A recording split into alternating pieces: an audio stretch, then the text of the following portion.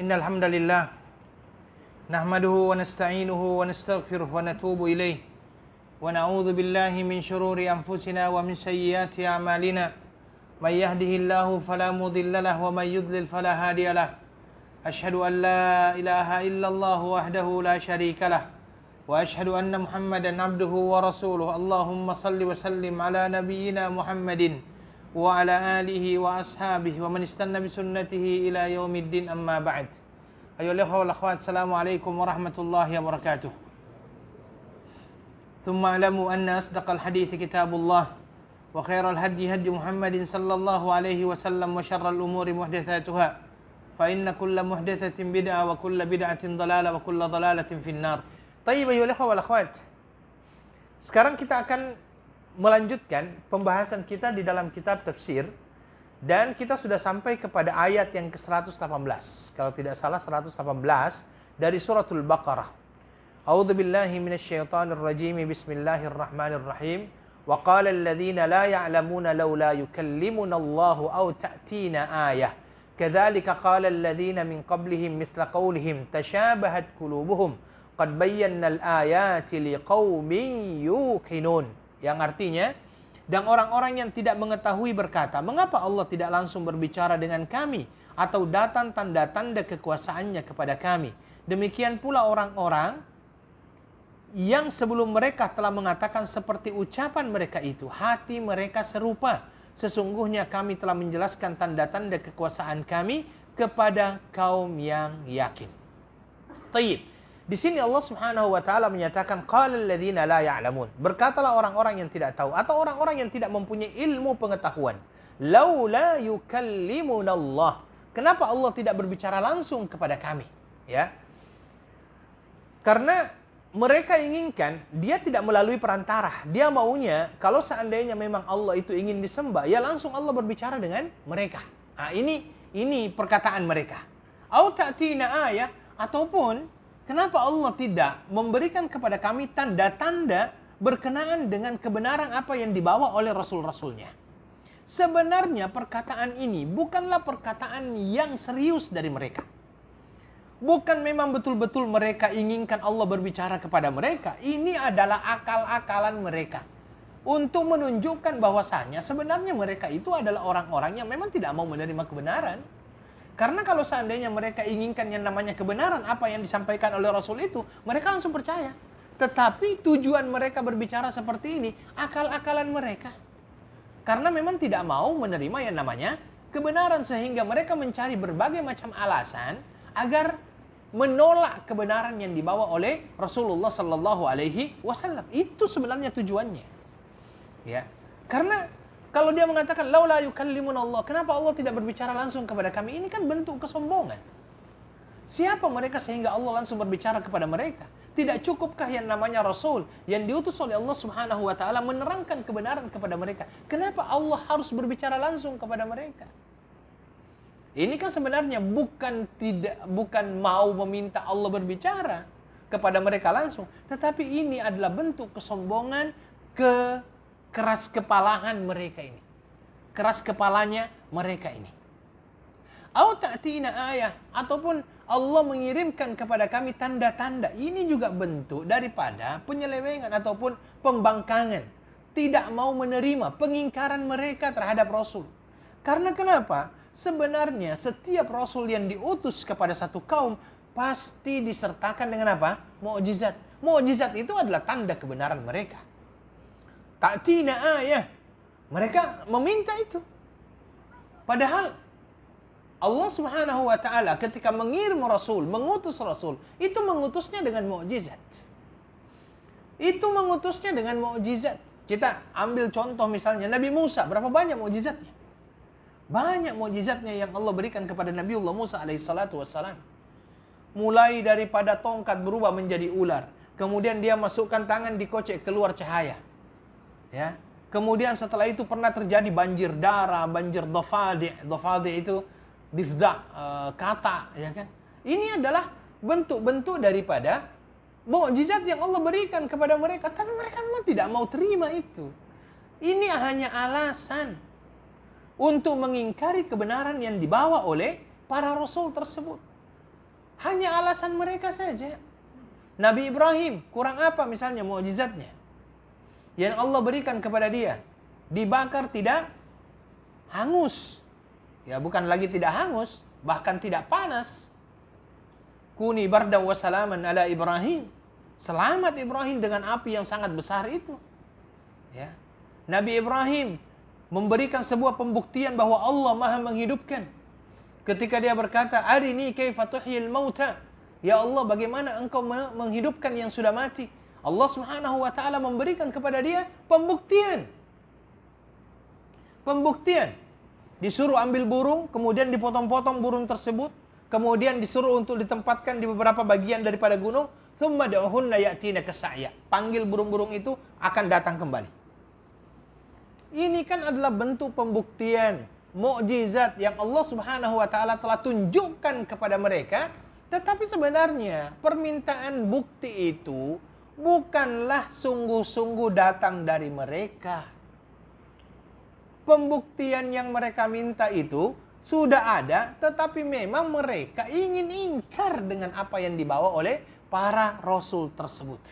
Makanya Allah Subhanahu wa taala menyatakan di sini, termasuk kepada Nabi sallallahu alaihi wasallam, mukjizat yang Nabi sallallahu alaihi wasallam tampakkan yang berasal dari Allah kurang apa? Banyak. Keluar air dari celah-celah tangannya misalnya. Kemudian setelah itu dia membelah bulan misalnya. Kemudian ketika pada waktu terjadinya perang Khandak, waktu itu ada seorang sahabat Nabi sallallahu alaihi wasallam yang memanggil makan, tetapi waktu itu sahabat Nabi hanya menyiapkan untuk Nabi dan beberapa orang saja, sedangkan waktu itu pasukan banyak. Kemudian akhirnya Nabi sallallahu alaihi wasallam yang membagikan ternyata cukup. Ini bentuk mukjizat, dan yang terbesar daripada mukjizat itu semuanya adalah Al-Qur'an. Mungkin masih ada yang bertanya, kenapa kok Al-Quran itu sebagai mukjizat yang terbesar? Begini, biasanya mukjizat itu habis dengan kematian seorang nabi. Seperti misalnya tongkat Nabi Musa, apakah masih ada sampai sekarang? Udah tidak ada. Kalau seandainya ada orang yang mengada-ngada bilang ini tongkatnya Nabi Musa, itu tidak benar itu. Artinya apa? Semua nabi yang diberikan oleh Allah mukjizat akan berhenti habis dengan meninggalnya, wafatnya nabi tersebut. Tidak dengan Muhammad sallallahu alaihi wasallam, tidak dengan Al-Qur'an. Makanya Al-Qur'an itu menjadi mukjizat yang terbesar. Ya. Yang diturunkan kepada Nabi sallallahu alaihi wasallam itu salah satu aspek saja, belum aspek cabaran yang diberikan oleh Allah berkenaan dengan masalah Al-Qur'an, yang tidak ada satu orang pun yang sanggup untuk menerima cabaran, tantangan dari Allah Subhanahu wa taala berkenaan dengan Al-Qur'an. Kan disuruh untuk buat satu ayat, buat seperti Al-Qur'an, tidak mampu. Kalau tidak mampu fa'tu bi surah. Satu surah. Tidak mampu juga, Ashr dulu ya, 10 surah dulu. Ya. Kemudian setelah itu dia tidak mampu satu surah. Bahkan satu ayat pun mereka tidak mampu untuk mendatangkan seperti Al-Qur'an. Maka ini merupakan cabaran-cabaran yang Allah berikan berkenaan dengan masalah Al-Qur'an. Maka kalau kita mau tahu di sini, sebenarnya ketika mereka mengatakan, ayo mana bukti?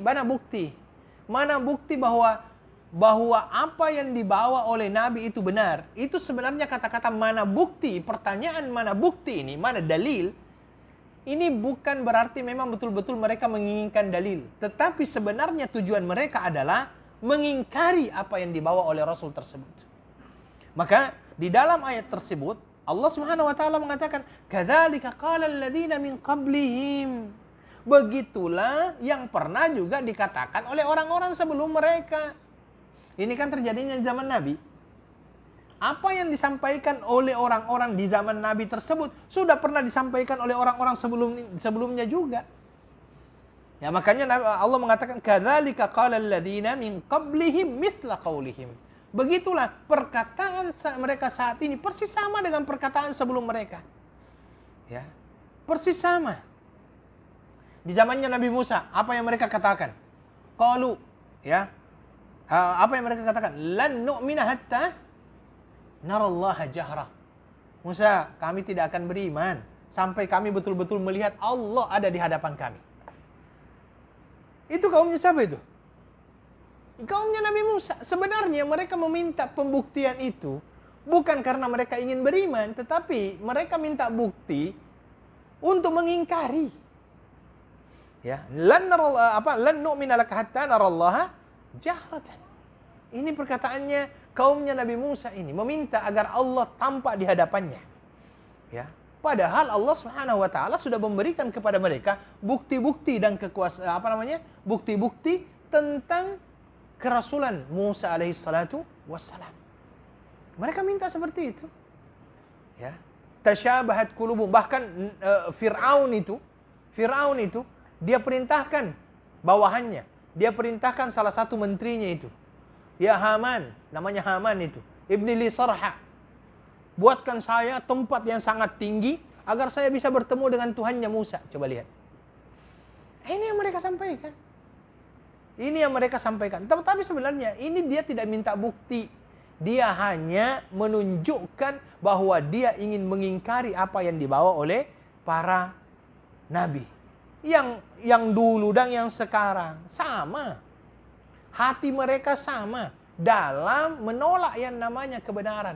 Mereka sama dalam pengingkaran mereka terhadap nabi. Mereka sama terhadap kebenaran yang dibawa oleh para nabi dan rasul ini, mulai dari yang awal sampai Nabi Shallallahu Alaihi Wasallam, bahkan kepada hari kiamat. Hati mereka sama. Ya, keras kepalanya mereka sama. Mungkin cuma caranya yang berbeda. Ada yang keras caranya, kasar, tapi ada yang lembut, halus caranya. Tetapi tujuan akhirnya adalah menolak kebenaran itu sendiri. Wallahu ta'ala a'lam. Kemudian akhirnya Allah menyatakan, qad bayyannal ayati liqaumin yuqinun. Sungguh kami telah menampakkan tanda-tanda tersebut kepada orang-orang yang beriman, yang yakin. Ya, yang yakin. Kata-kata yang yakin itu adalah golongan yang tidak ada lagi keraguan di dalam dirinya berkenaan dengan tanda-tanda kekuasaan Allah Subhanahu wa taala. Ya, ini yang dinamakan dengan al-ayat. Dan sebenarnya kalau untuk menjadi orang-orang yang beriman ya, satu tanda itu sudah cukup. Satu tanda itu sudah cukup untuk beriman.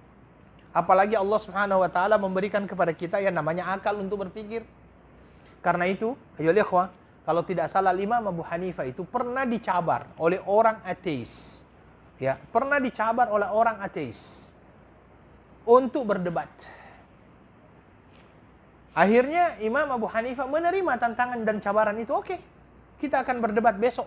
Besok ditentukan waktunya pagi kita akan berdebat, ya. Insya Allah saya akan datang. Imam Abu Hanifah mengatakan demikian.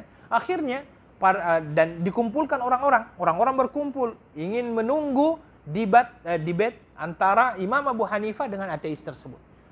Ateis itu datang duluan. Dia datang dulu. Ketika dia datang dulu, Imam Abu Hanifah belum datang. Di waktu yang sudah ditentukan, orang-orang menunggu-nunggu, mana Imam Abu Hanifah ini? Kok tidak datang? Padahal dia dianggap sebagai orang yang hebat. Kenapa dia tidak datang? Untuk menerima cabaran daripada ateis ini. Kemudian akhirnya tiba-tiba Imam Abu Hanifah lambat datangnya.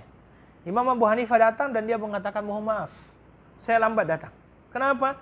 Karena saya mendengar ada sebuah kapal berlayar di lautan penuh dengan muatan, penuh dengan penumpang, tetapi tidak ada satupun anak buah kapal. Sailor, apa namanya? Sailor ya. Sailorman-nya tidak ada pegawai di kapal tersebut. Kapal itu bisa masuk sandar, ya, keluar lagi, tidak ada yang kemudikan, dia jalan sendiri. Kata Imam Abu Hanifah. Yang ateis itu langsung berkata, tidak mungkin, mustahil itu terjadi. Kata Imam Abu Hanifah, kalau itu saja kamu katakan mustahil, bagaimana mungkin alam yang besar ini bisa teratur perjalanannya tanpa ada yang mengatur? Selesai. Karena memang secara akal tidak mungkin itu terjadi. Tidak mungkin alam yang semesta yang besar ini bisa bergerak dengan sendirinya tanpa ada yang ini. Karena itulah salah satu pembuktian akan adanya Allah. Ada yang dinamakan dengan dalilul fitrah. Dalilul fitrah itu apa? Fitrah yang Allah Subhanahu wa taala masukkan di dalam diri seseorang memang fitrah tersebut adalah fitrah untuk bertuhan. Fitrah untuk bertuhan. Mengakui akan adanya Tuhan. Walaupun akhirnya cara mereka mencari Tuhan berbeda-beda. Tetapi ada keyakinan di dalam diri bertuhan itu. Sejak dari awal Allah tanamkan di dalam diri manusia. Karena pada hakikatnya manusia semuanya lahir menyembah kepada Allah. Bukankah di dalam hadis Nabi Shallallahu Alaihi Wasallam ketika seorang anak itu sudah berumur 4 bulan, dia akan didatangi oleh malak yang fihi ruh, kemudian ditiupkan yang namanya ruh. Ya, dan di dalam Al-Quran sendiri dikatakan bahwasanya waktu itu dia akan dipersaksikan, diambil sumpahnya oleh Allah. Apa sumpahnya? Alastu bi rabbikum, bukankah saya adalah Tuhanmu? Semuanya berkata qalu bala syahidna. Ya, kami saksikan itu ya Allah. Makanya di dalam hal ini memang sudah terbukti. Maka ada yang dinamakan dengan dalilul fitrah. Fitrah manusia itu begitu. Sebagai bentuk pembuktian yang namanya dalil fitrah itu. Saya pernah sampaikan ini. Saya pernah melakukan penerbangan yang ke Bandung itu. Saya masih ingat waktu itu kami ke Bandung memakai maskapai Air Asia dari sini terbang langsung ke Bandung waktu itu. Di atas pesawat itu, di samping kami itu ada seseorang yang memang mengaku dia ateis. Dia orang dari Vietnam. Ketika saya tanya, dia tanya saya dulu. Dia mengatakan, kamu Muslim? Saya bilang, ya saya Muslim. Kemudian setelah itu saya tanya balik dia, kamu apa? Dia bilang, saya ateis. Saya tidak percaya Tuhan. Oke. Jadi saya berhenti di situ. Dia tidak percaya Tuhan. Ketika dalam perjalanan tersebut, tiba-tiba pesawat itu goyang. Jadi pramugari ataupun stewardess itu biasanya umumkan kepada para penumpang, kita terbang dengan dalam keadaan cuaca yang tidak baik, harus kembali ke tempat duduknya, pasang seat belt, toilet sementara tak boleh digunakan. Dia goyang itu pesawat. Orang yang di samping saya itu tiba-tiba mengatakan, oh my God. Ya kan? Saya kemudian bertanya sama dia, kamu tadi mengatakan tidak punya Tuhan. Kata dia refleks. Ya, refleks itu menunjukkan bahwa sesungguhnya di dalam diri seseorang itu ada yang namakan fitrah untuk bertuhan. Dan itu biasanya terjadi. Ya, kalau biasanya orang naik pesawat itu kemudian goncang di atas, semua orang yang mabuk pun biasanya langsung berhenti minum. Yang mabuk pun biasanya langsung berhenti minum. Karena memang fitrah manusia seperti itu. Fitrah manusia mengakui akan adanya Tuhan. Ya. Tetapi bagi orang-orang yang yakin, itu tidak perlu sampai seperti itu keadaannya baru dia mengakui akan adanya Tuhan. Ya, dalam keadaan lapang, dalam keadaan sempit, pengakuan akan adanya Allah itu sangat besar. Ya, ini ayat liqaumi yuqinun. Apa yang kita ambil faidah daripada ayat ini? Pertama, ahlul batil itu senantiasa mempergunakan berbagai macam cara dan alasan untuk menolak yang namanya kebenaran. Ahlul batil senantiasa mempergunakan berbagai macam alasan dan cara untuk menolak yang namanya kebenaran. Ketika mereka meminta dalil, ketika mereka meminta pembuktian, permintaan pembuktian itu bukan untuk mencari kebenaran, tetapi terkadang hanyalah untuk menjelaskan kekafiran mereka, menjelaskan kekufuran mereka, menjelaskan kesombongan mereka. Ya. Dan ayyuhal wal akhwat, ya, di dalam ayat ini mereka betul-betul dikatakan bahwasanya mereka itu baik ada bukti, tidak ada bukti, la yu'minun, tetap mereka tidak beriman kepada Allah Subhanahu wa ta'ala. Maka di dalam ayat surah Yusuf itu dikatakan innal ladzina haqqat alaihim kalimatu rabbika la yu'minun walau ja'atuhum kullu ayatin hatta yaral adzabal alim. Orang-orang yang kafir yang tidak mau beriman kepada Allah Subhanahu wa ta'ala ini, sampai didatangkan berbagai macam bukti pun mereka tidak akan beriman. Hatta yaral adzabal alim, sampai mereka melihat azab yang sangat pedih. Ya. Sampai mereka melihat azab yang sangat pedih. Taib. Selanjutnya, ya wal akhwat, bahwasanya setiap rasul yang diutus oleh Allah Subhanahu wa taala semuanya akan diutus dengan mukjizat yang Allah berikan. Ya. Yang Allah berikan kepada mereka menunjukkan tanda kebenaran apa yang mereka bawa. Dan terus terang, salah satu juga faedah yang bisa kita ambil di sini adalah bahwa cara berpikir ahlul batil sama. Cara berpikirnya ahlul batil itu sama dari yang dulu sampai sekarang. Cuma cara, manhajnya, uslubnya mungkin berbeda antara satu dengan yang lainnya. Ya, kalau dulu kan terang-terangan mungkin, kalau sekarang mungkin dengan perkataan yang sangat indah, menolak yang namanya kebenaran. Ya, menolak yang namanya kebenaran. Dan ini juga ya wal akhwat, terdapat hiburan untuk Nabi sallallahu alaihi wasallam. Kenapa terdapat hiburan untuk Nabi sallallahu alaihi wasallam? Begini, Nabi ini berdakwah. Ya, Nabi ini berdakwah. Dan dalam dakwanya itu ayolah wal akhwat, ada yang menerima, ada yang menolak.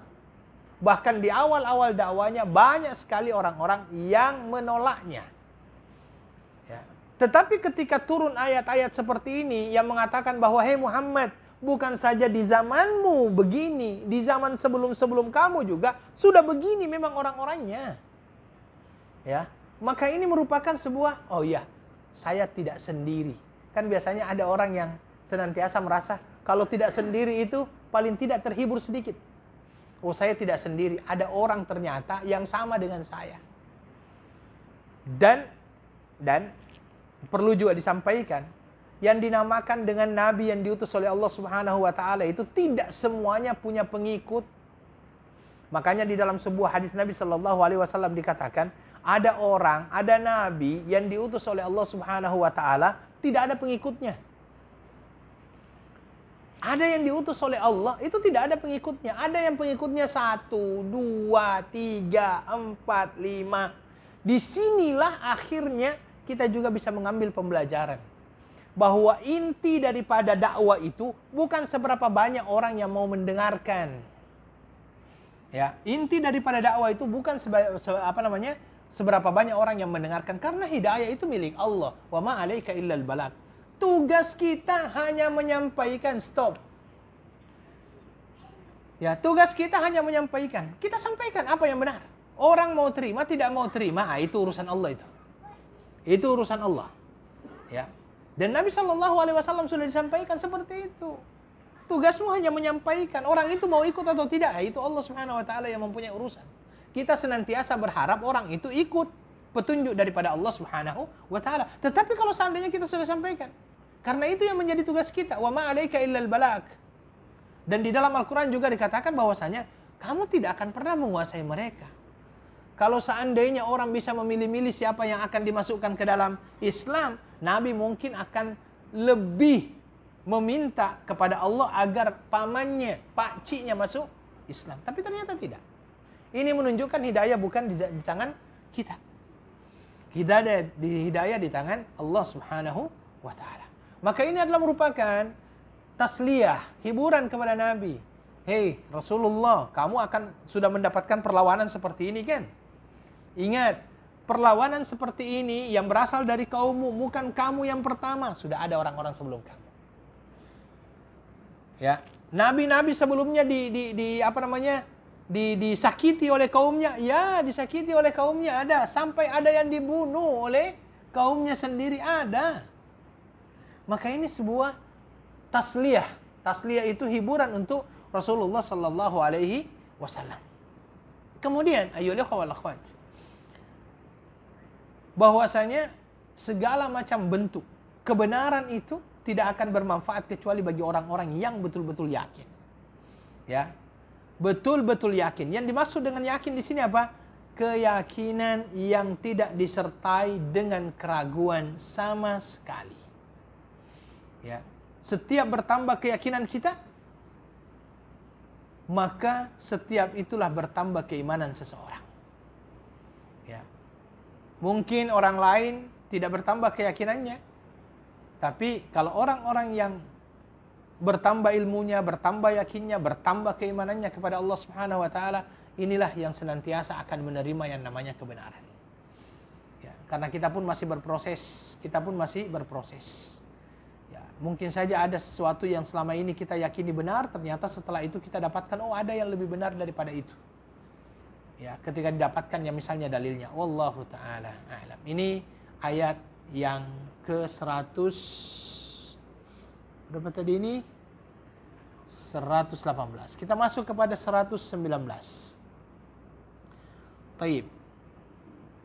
Inna arsalnaka bil haqqi basyiran wa nadhira wa la tus'alu an ashabil jahim. Sesungguhnya kami telah mengutusmu Muhammad dengan kebenaran sebagai pembawa berita gembira dan pemberi peringatan, dan kamu tidak akan diminta pertanggungjawaban tentang penghuni neraka. Oke, jadi di sini yang pertama ayatnya dimulai dengan kata-kata inna. Kalau kita belajar bahasa Arab, inna itu biasanya dinamakan dengan adatut taukid ataupun huruf yang memberikan penekanan. Ya, inna memberikan memberikan faidah bahwa ini menunjukkan penekanan. Ya, kalau biasanya kita terjemahkan atau tafsirkan, biasanya kita katakan sesungguhnya inna. Ya, aslinya sebenarnya adalah innana. Ya, asli daripada inna ini adalah innana. Tetapi satunya digunakan karena terulangnya dua huruf yang sama. Makanya ditasdidkan menjadi inna. Ya, inna. Inna arsalnaka. Ya, inna arsalnaka, sungguh kami telah mengutusmu bil haqqi. Ya. Bil haqqi, dengan. Kata-kata bil haqqi ini menunjukkan ya beriringan, al-musahabah. Ya, beriringan. Jadi Allah Subhanahu wa taala mengutus Nabi sallallahu alaihi wasallam bersamaan dengan kebenaran. Ini makna yang pertama. Makna yang kedua, hamilan. Hamilan itu artinya membawa kebenaran fi hadhihi risalah, di dalam ayat ini. Ya. Jadi dua makna ini dimaknai bahwasanya yang pertama, anna irsalaka haqqun. Sesungguhnya pengutusanmu wahai Muhammad sesuatu yang benar, hak. Ini yang pertama. Yang kedua, apa yang engkau bawa dengan diutusnya kamu itu juga adalah kebenaran. Maka dua-duanya benar. Ya. Yang pertama, engkau wahai Muhammad diutus oleh Allah, ya, itu adalah pengutusanmu benar, dan apa yang kamu bawa ketika kamu diutuskan oleh Allah itu adalah merupakan kebenaran. Ya. Maka Rasul risalahnya adalah benar, hak. Ya, hak. Dan Allah mengutusnya adalah merupakan sebuah kebenaran juga, sehingga tidak bisa untuk diragukan lagi. Ini yang berkenaan dengan inna arsalnaka bil haqqi basyiran. Kata-kata basyiran, kabar gembira. Ya, basyir. Basyir itu kabar gembira, pemberi kabar gembira. Ya, dari kata-kata al-bisyarah. Al-bisyarah itu kabar gembira. Jadi kalau basyir, pemberi kabar gembira. Apa yang dimaksud dengan pemberi kabar gembira di sini? Mengabarkan apa-apa yang menggembirakan bagi orang-orang yang mengikuti apa yang telah diwajibkan oleh Allah Subhanahu wa taala, diperintahkan oleh Allah, dan menjauhi dirinya dari apa yang dilarangkan oleh Allah Subhanahu wa taala. Wa nadhira. Ya, nadhira ini dari kata-kata inzar, memberikan peringatan. Memberikan peringatan untuk tidak masuk ke dalam hal tersebut, ya. Dan Nabi dan Rasul tidak bisa diragukan lagi bahwa ianya adalah pemberi kabar gembira.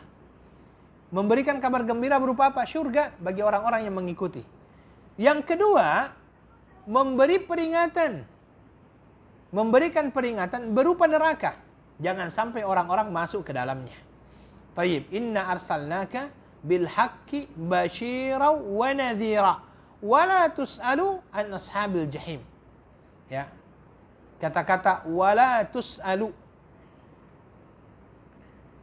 ini mempunyai dua cara membaca. Yang pertama boleh dibaca wala tus'alu, ya. Wala tus'alu. Kemudian yang kedua wala tas'al. Jadi ada dua cara membaca di situ. Dalam ilmu qiraat, wala tus'alu boleh, wala tas'al juga boleh. Oke. Wala tus'alu dengan rafa' di situ. Artinya apa? Dia adalah fi'il mabniun lil majhul. Kalau di dalam nahwu ya, dia dinamakan dengan fi'il mabniun lil majhul. Tidak ketahuan siapa pelakunya. Ya. Jadi maknanya adalah Allah tidak akan mempertanyakan kamu berkenaan dengan siapa saja yang masuk ke dalam neraka. Kenapa tidak mempertanyakan kepadamu wahai Muhammad siapa-siapa penduduk neraka? Karena engkau telah menyampaikan. Ketika kamu sudah menyampaikan, berarti sudah hilanglah tanggung jawabmu. Sudah habis tanggung jawabmu. Maka Allah tidak akan mempertanyakan kenapa orang itu masuk neraka. Karena kamu sudah menyampaikan. Yang masalah kalau seandainya belum disampaikan, maka itu menjadi tanggung jawab. Ya, selama sudah disampaikan, sudah. Dia sudah terbebas dari tanggung jawab tersebut. Yaitu makna wala tus'al. Wala tus'alu an ashabil jahim. Yang kedua dibacanya adalah wala tas'al. Kalau wala tas'al ini dia fi'il mudhari'. Dia adalah fi'il mudhari' majzum. Majzum dengan apa? La. La itu artinya jangan. Ya. Jangan. Dan janganlah kamu bertanya wala tas'al. Kalau tadi kan wala tus'alu, ya. Belakangnya adalah marfu'. Kalau ini wala tas'al, belakangnya majzum. An ashabil jahim. Maknanya tidak perlu mempertanyakan tentang penghuni neraka, bagaimana azab yang Allah siapkan bagi mereka. Ya, karena azabnya itu adalah sesuatu yang di luar daripada ukuran ataupun di luar daripada manusia mampu untuk membayangkannya. Ya. Di luar daripada kemampuan manusia untuk membayangkannya. Dan ini adalah merupakan sebuah peringatan yang sangat keras bagi orang-orang yang berdusta, bagi orang-orang yang melanggar apa yang telah Allah Subhanahu wa taala tetapkan. Mereka akan menjadi penghuni neraka, jahim. Ya. Maka larangan di situ menunjukkan untuk memberikan ketakutan agar jangan sampai kita masuk dalam hal tersebut. La tus'alu atau la tas'al, kedua-duanya boleh dipakai. Ya, qiraatan sab'iyatan. Ya, qiraatan sab'iyatan. Kedua-duanya masuk dalam qiraat sab'ah. Ya. Dan maknanya pun sesuai. La tas'al dengan la tus'alu semuanya boleh dipakai dalam hal itu. An-ashabil jahim. Kata-kata jahim ini, an-nar, ya. Kalau al-jahim itu adalah api neraka yang sangat besar, ya, an-nar al-azimah. Dia mempunyai, neraka ini mempunyai banyak nama, ya. Mempunyai banyak nama di dalam Al-Qur'an. Biasanya dinamakan dengan al-jahim, kemudian kadang-kadang dinamakan dengan an-nar, ya, kadang-kadang dinamakan dengan as-sa'ir, kemudian kadang-kadang dinamakan dengan jahannam, kadang-kadang dinamakan dengan al-jahim, ya. Dan ini sebenarnya hanyalah satu, tetapi sifat-sifatnya yang berbeda-beda. Taib, ayolah ikhwah, dari apa yang kita ambil dari 119 ini ada beberapa pembelajaran. Pembelajaran yang pertama tentang kenabian Rasulullah, risalatun Nabi. Kenabian Nabi sallallahu alaihi wasallam adalah sesuatu yang benar. Ya. Adalah sesuatu yang benar. Ya. Jadi Nabi sallallahu alaihi wasallam adalah seorang nabi yang diutuskan oleh Allah Subhanahu wa taala. Dia adalah sesuatu yang benar dan apa yang dia bawa adalah sesuatu kebenaran juga. Ya. Kemudian yang kedua, ya akhwat, risalah yang dibawa oleh Nabi sallallahu alaihi wasallam ini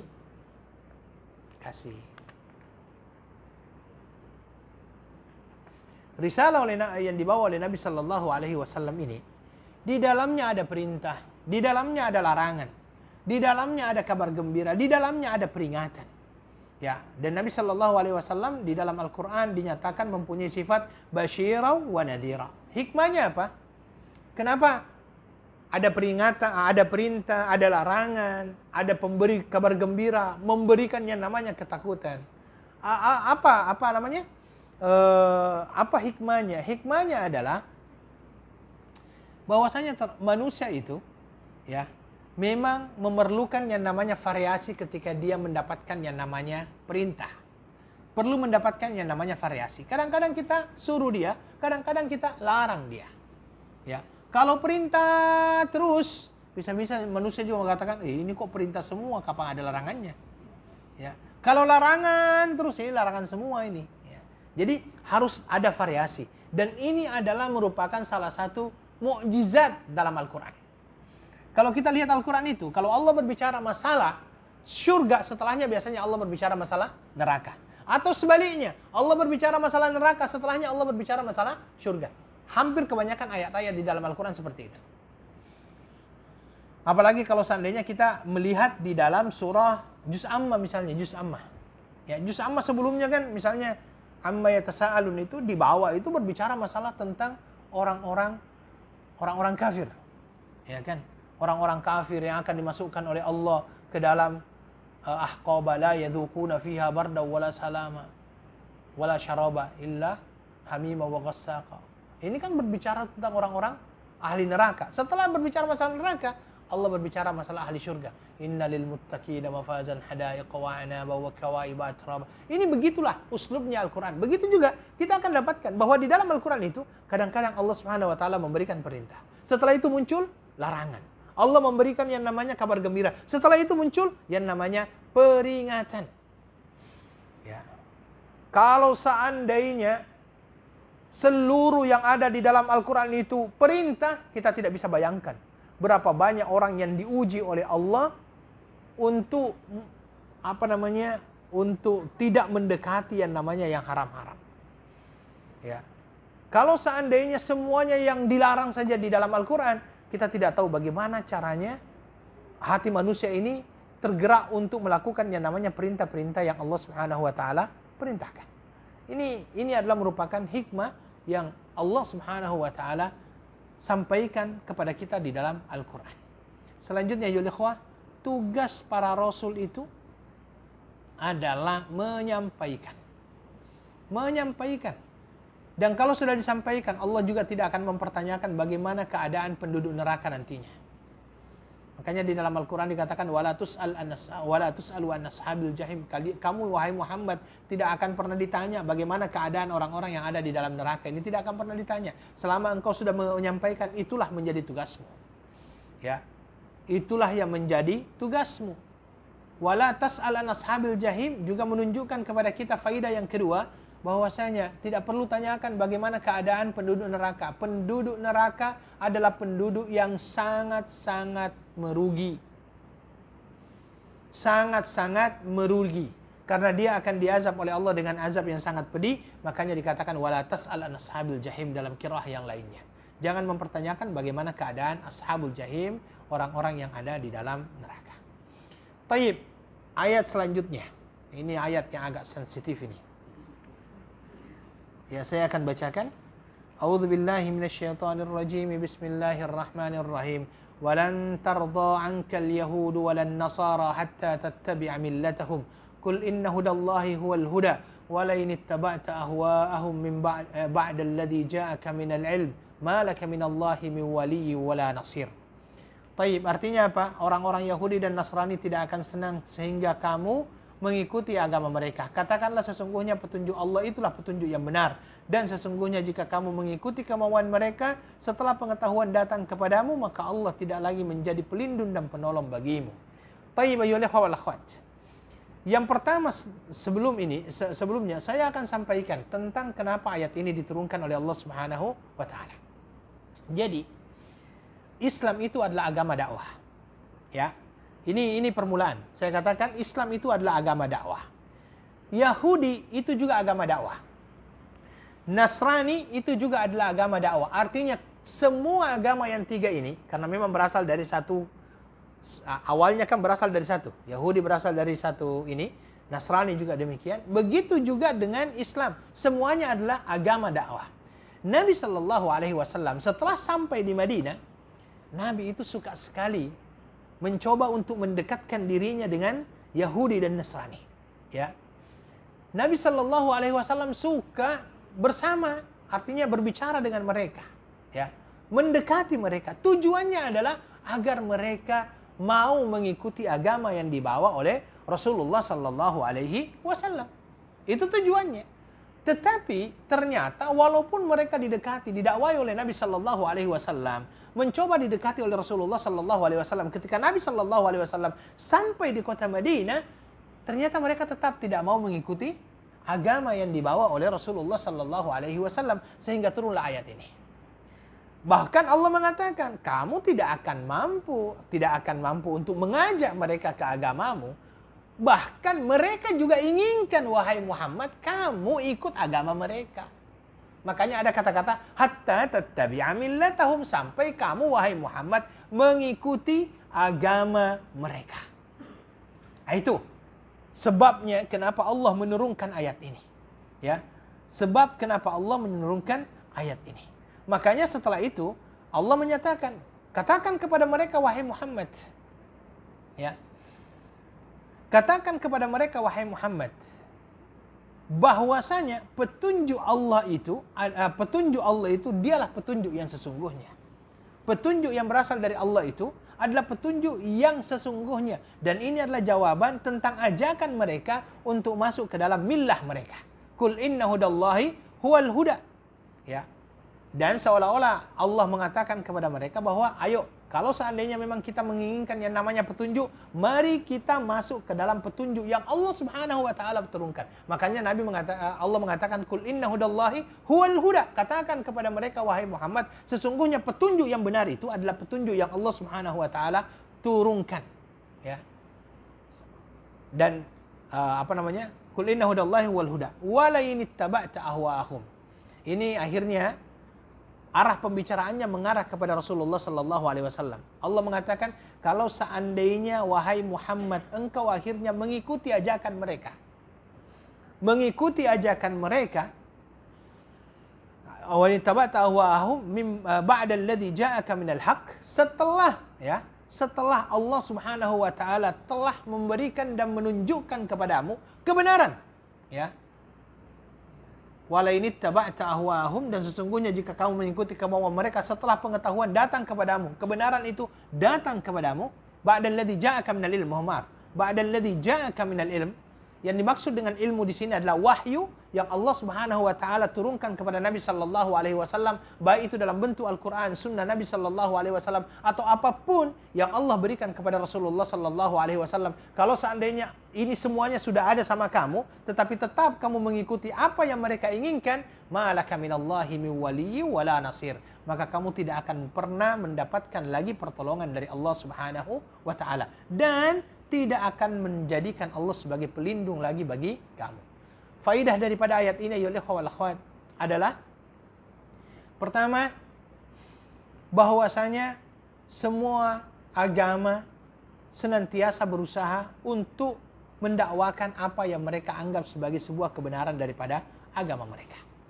Semua agama, ya, semua yang mengatasnamakan dirinya sebagai agama senantiasa berusaha untuk bagaimana mendakwakan agamanya dan menyatakan bahwa agamanya adalah agama yang benar. Ya, ini intisari dari apa yang kita dapatkan di sini. Ya, kemudian yang kedua, Allah Subhanahu wa taala memberikan kepada kita petunjuk. Apa petunjuknya? Allah mengatakan, katakan kepada mereka, wahai Muhammad, bahwa petunjuk yang benar itu adalah petunjuk yang Allah Subhanahu wa taala turunkan. Kalau seandainya semuanya kembali kepada petunjuk yang Allah Subhanahu wa taala turunkan, maka insya Allah dia akan mengikuti sesuai dengan apa yang Allah perintahkan. Karena itu, begini. Nabi itu pernah didatangi oleh orang Yahudi. Orang Yahudi ini ada seseorang di antara mereka yang berzina. Ada di antara mereka yang berzina. Kemudian diminta oleh Nabi sallallahu alaihi wasallam untuk menjadi hakim. Nabi tahu dia orang Yahudi. Maka Nabi sallallahu alaihi wasallam mengatakan, "Oke, lihat kitabmu. Apa yang kitabmu sampaikan berkenaan dengan keadaan ataupun hukuman kepada penzina itu." Dibuka kitabnya. Ternyata dalam kitab mereka adalah sama ar-rajam. Sama ar-rajam. Itu Nabi sallallahu alaihi wasallam. Maka akhirnya kenapa mereka bangsa Bani Israel ini? Kenapa Bani Israel ini dikatakan sebagai bangsa yang menyeleweng? Sebenarnya satu permasalahannya. Karena mereka adalah orang yang tahu kebenaran tapi tidak mau mengikuti kebenaran. Itu Bani Israel. Jadi Bani Israel itu masuk dalam kategori tersesat itu dikarenakan itu tadi. Yang bukan tersesat, al-maghdub alaihim, ataupun orang-orang yang dimurkai oleh Allah dikarenakan itu. Dia tahu kebenaran tapi tidak mau ikut yang namanya kebenaran. Makanya di dalam ayat yang lainnya kan dikatakan alladzina atainahumul kitaba ya'rifunahu kama ya'rifuna abna'ahum wa inna fariqam minhum la yaktumunal haqqa wa hum ya'lamun. Orang-orang Bani Israel ini adalah orang-orang yang mengenal Nabi sebagaimana dia mengenal anak-anak mereka. Tetapi sebagian daripada mereka menyelewengkan kebenaran ini. Wa hum ya'lamun, sedangkan mereka mengetahuinya. Ya, maka di sini ayolah wal akhwat, ya, kita akan katakan bahwasanya kalau mau kembali, kita jadikan petunjuk Allah sebagai petunjuk. Sebagai petunjuk. Dan orang-orang yang menjadikan petunjuk Allah ini sebagai petunjuknya, insya Allah semuanya akhirnya akan tunduk kepada Allah Subhanahu wa taala. Kemudian ayolah wal akhwat, dari kata-kata kul inna hudallahi huwal huda, sesungguhnya petunjuk Allah itu adalah petunjuk yang sebenar. Maka selain daripada petunjuk Allah ini bisa masuk dalam kategori ad-dhalal. Karena lawan daripada petunjuk adalah sesat. Ya, ini yang disampaikan oleh Allah Subhanahu wa taala. Kemudian ayyuhal ikhwah wal akhwat, termasuk diantaranya juga adalah orang yang mengikuti kebenaran, tahu kebenaran, ya, tetapi dia tidak mau ikuti kebenaran, maka bisa saja dia lebih sesat daripada orang yang memang tidak tahu kebenaran. Ya, orang yang tahu kebenaran, mengerti kebenaran, tapi tidak mau mengikuti kebenaran dengan alasan, berbagai macam alasan, bisa saja lebih sesat daripada orang yang tidak memang tahu kebenaran. Karena memang ada kan orang yang memang tidak tahu kebenaran kan, itu mungkin bisa dimaklumi, jahil berkenaan dengan masalah kebenaran. Tetapi kalau ada orang yang tahu kebenaran tapi tidak mau ikut kebenaran, bahkan dia sembunyikan kebenaran, bisa saja lebih sesat daripada orang yang memang tidak tahu yang namanya kebenaran. Wallahu ta'ala a'lam. Oke. Kemudian yang terakhir, ayat yang terakhir kita ambil di sini adalah alladzina atainahumul kitaba yatlunahu haqqa tilawati ulaika yu'minuna bih. Ulaika yu'minuna bih wa may yakfur bihi fa ulaika humul khasirun. Artinya orang-orang yang telah kami berikan Alkitab kepadanya, mereka membacanya dengan bacaan yang sebenarnya, mereka itu beriman kepadanya, dan barang siapa yang ingkar kepadanya, maka mereka itulah orang-orang yang merugi. Alladzina atainahumul kitab yatlunahu haqqa tilawati. Kalau kita belajar bahasa Arab, alladzina atainahumul kitab itu dia adalah mubtada. Dia adalah mubtada. Alladzina atainahumul kitab, dia adalah mubtada. Alladzina sendiri adalah ilmul mausul, ismul mausul. Ya, ismul mausul, dan dia adalah mubtada. Atainahumul kitab biasanya dinamakan dengan silatul mausul. Yatlunahu haqqa tilawati. Sedangkan ayat yatlunahu haqqa tilawati, kalau di dalam bahasa Arab, i'rabnya dia adalah khabarul mubtada. Ya, khabarul mubtada. Khabarnya mubtada. Sehingga kata-kata ulaika yu'minuna bih ini adalah ayat baru sebenarnya. Paragraf baru. Jadi alladzina atainahumul kitaba yatlunahu haqqa tilawati, ini satu ayat. Kemudian ulaika yu'minuna bih ini adalah seolah-olah ayat baru ataupun paragraf baru. Ya. Ada juga sebagian ulama nahu mengatakan bahwasanya kata-kata yatlunahu haqqa tilawati dia bukan khabar, tetapi dia adalah jumlah haliyah yang menjelaskan tentang keadaan. Ulaika yu'minuna bi ini yang menjadi khabar. Oke, ini yang menjadi khabar. Jadi ada dua mazhab ketika menerangkan berkenaan dengan kedudukan kalimat kata-kata di dalam ayat yang ke-121 ini, ya. Tayyib. Alladzina atainahumul kitab yatlunahu haqqa tilawati. Kemudian yang kedua, yatlunahu haqqa tilawati. Alkitab dulu. Alkitab di sini menunjukkan jenis. Yang mana kalau kata-kata kitab ini bisa kembali kepada Al-Quran, bisa kembali kepada Taurat, bisa kembali kepada Injil, bisa kembali kepada Zabur, dan kitab-kitab yang pernah diturunkan oleh Allah Subhanahu wa taala kepada nabi-nabinya, termasuk Suhufi Ibrahim wa Musa. Oke.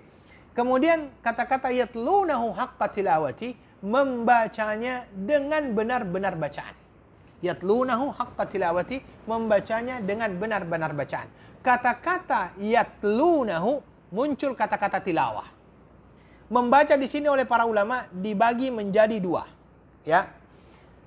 Yang pertama adalah tilawah lafziyah, membaca lafaznya. Yaitu membaca lafaznya, ya membaca seperti biasa. Ya, membaca lafaznya, yaitu membaca. Kita membaca alif lam mim dzalikal kitabu la raiba fi hudan lil muttaqin. Ini dinamakan dengan tilawah lafziyah. Yang kedua, ada yang dinamakan dengan tilawah ma'nawiyah. Ya. Tilawah ma'nawiyah ini terdiri dari 3 hal. Ya. Yang pertama, tafsir. Tilawah ma'nawiyah, tafsir, mempelajari tafsirnya. Kemudian yang kedua, tilawatil hukum, mempelajari hukum-hukum yang ada di dalamnya. Dan yang ketiga, al-ittiba, melaksanakan dan mengikuti apa-apa yang ada di dalamnya. Jadi, ketika kita mengatakan yatlunahu haqqa tilawati, membacanya dengan sebaik-baik dan sebenar-benar pembacaan, maka di sini ada 4 pemaknaan. Pertama, membaca. 1. Kemudian yang kedua, mempelajari tafsirnya. Kemudian yang ketiga, mengetahui hukum hakam yang ada di dalamnya. Yang keempat adalah melaksanakan hukum hakam yang ada di dalam Al-Quran itu sendiri. Baru lengkap yang dinamakan dengan membaca kalau keempat-empatnya ada. Ya. Kalau seandainya kita hanya baca tidak ikut, itu barulah masuk dalam step pertama. Ya, baru masuk first step itu. Apa itu? Qiraah lafziyah, tilawah lafziyah, hanya membaca secara lafaz saja. Maka saya anjurkan untuk diri saya pribadi dan kita semuanya jangan terhenti di qiraah lafziyah. Mari berpindah dari qiraah lafziyah ke qiraah ma'nawiyah. Qiraah ma'nawiyah, pelajari tafsirnya. Paling tidak ya. Kalau di bulan Ramadan itu bukan hanya selesai membaca satu Al-Quran, tapi kalau bisa ambil ya tafsir seperti ini, kemudian sambil membaca apa sih isi Al-Quran itu. Paling tidak kita tahu kan, kalau seandainya kita tidak pandai berbahasa Arab, paling tidak kita tahu, oh inilah makna-makna yang ada di dalam Al-Quran. Nah ini. Setelah itu, lihat hukum yang ada di dalamnya. Dan sekarang ayyuhal ikhwah, ada tafsir hukum tafsir khusus berkenaan dengan masalah hukum hakam yang biasanya dinamakan dengan tafsir ayatul ahkam. Tafsir ayat al-ahkam. Cari hukum-hukum yang ada di dalam Al-Quran itu. Kemudian setelah itu, bagaimana kita melaksanakan hukum hakam yang ada di dalam Al-Quran, baru sempurna pembacaan kita. Ya, baru sempurna pembacaan kita. Tetapi perlu saya perlu saya nasihatkan di sini satu hal. Kalau mau cari tafsir, cari tafsir yang betul-betul tafsir yang diakui lah. Diakui dan dia adalah tafsir bil ma'thur. Karena ada 2 cara penafsiran. Ada yang dinamakan dengan tafsir bil ma'thur, ada yang dinamakan dengan tafsir bil ra'i. Tafsir bil ma'thur itu ada 3. Ada ataupun 4. Menafsirkan Al-Quran dengan Al-Quran, menafsirkan Al-Quran dengan sunnah, menafsirkan Al-Quran dengan perkataan sahabat, dan menafsirkan Al-Quran dengan perkataan tabi'in. Ini 4 inilah yang diakui. Kalau tafsir bil ara ataupun bil ra'yi, itu lebih kepada penafsiran Al-Quran dengan pemikiran, tetapi memang tetap ada guideline-nya. Tidak keluar dari apa yang Al-Quran sampaikan. Wallahu ta'ala alam, saya kira itu dulu. InsyaAllah kita akan lanjutkan pembahasan berkenaan dengan haqqa tilawati 2 minggu yang akan datang insyaAllah. Saya akhiri dengan doa kafaratul majlis. Subhanakallahumma bihamdika asyhadu an la ilaha illa anta astaghfiruka wa atubu ilaik. Wa akhiru da'wana alhamdulillahi rabbil alamin. Wassalamualaikum warahmatullahi wabarakatuh.